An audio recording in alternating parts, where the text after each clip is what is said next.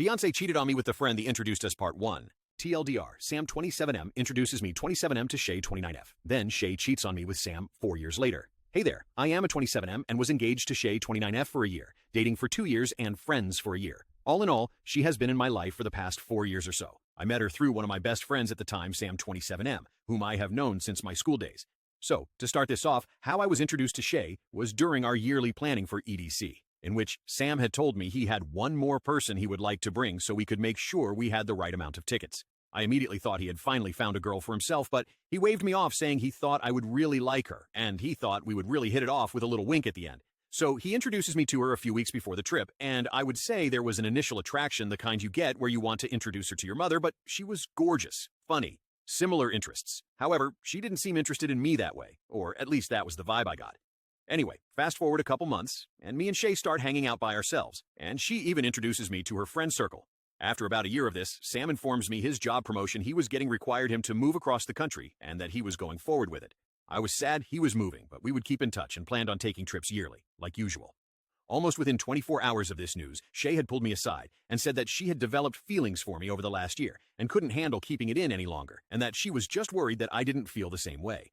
I was shocked, as I couldn't even sense a change in her attitude toward me, like I would imagine I would catch her looking at me more often or trying to get my attention, but nothing. I didn't really care though. To me it was bad news and good news leveling out the world. I immediately told Sam about the news, and this is where I really didn't understand the reaction I got. He seemed shocked about it, dismissive even, asking things like, "Are you sure that's what she said?" And after about 10 minutes, he said he was happy for me and that it's about time we got together. The next 3 years are pretty uneventful when it comes to the cheating stuff. But during this time, Shay and I grow so attached to each other that I couldn't imagine life without her. We moved in with each other, and we were the couple that our families would idolize. Her sisters would make jokes that how I looked at Shay was how their husbands and boyfriends looked at their Xboxes. Whenever Shay was away from town, either visiting family or going on work-related overnight assignments, she would FaceTime me until we fell asleep, and I would be woken up by the sound of her snoring through the phone in the morning, and she would hate it when I teased her by calling her my alarm clock. I was truly happy. I had proposed to her during one of our family get-togethers for Thanksgiving, which she accepted. When she said yes, I don't think there is a way to feel any more joy than I did in that moment, and I rode that feeling for about another year or so. Then in our group chat, Sam announced he was now single. The girl he had been dating since moving away had broken up with him. At the time, I felt so bad for him, because he was the guy that always looked out for me, even set me up with the woman I thought I was going to marry and live out my life loving. It felt like things were unfair for him, honestly. But things hit the fan when we had our next yearly vacation. When planning our trip, we usually just get one big Airbnb for the EDC vacation and just split the cost. But this year, Sam wanted to get his own place, which I understood. He could leave at any time if he wasn't enjoying himself, and if he found someone to bring back, they could have some privacy. But things with Shay almost 180'd as soon as she saw Sam. She would hardly look at me and was always hovering around him. It felt like how she treated me before we started dating. Throughout the day, I was just a bit confused and shocked. Things just weren't right. I was telling myself that they were just good friends, and she was trying to comfort him because she knew he just got out of a serious relationship. But then came the first night. I noticed both of them weren't at the house, and they were missing. So I called her to see what was going on.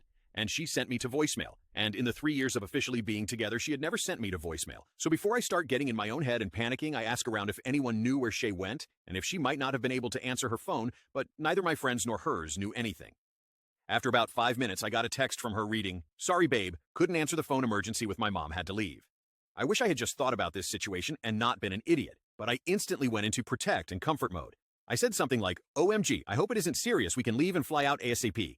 She said there wasn't any need for that, as she was already on the way and that Sam was taking her up to go see her.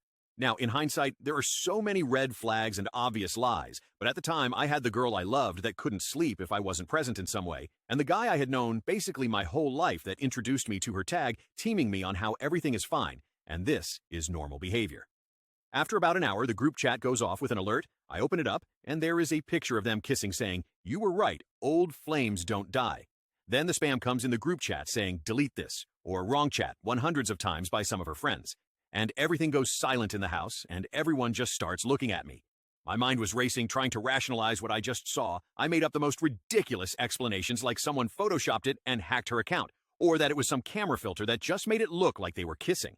I had screenshot it and was examining the fingers on the hands to see if it was an AI photo.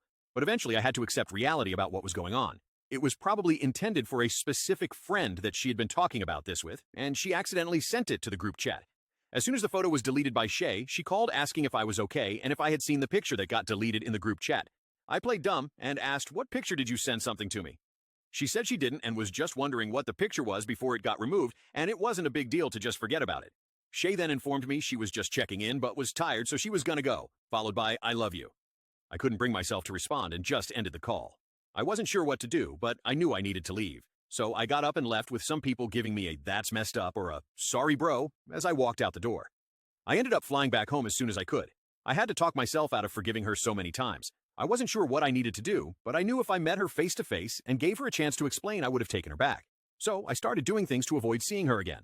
I went and got new locks for the house and began packing all of her stuff. I outright owned the place we were living in, and she wasn't my wife yet and had no claim to the property. So I figured move her stuff out and change the locks.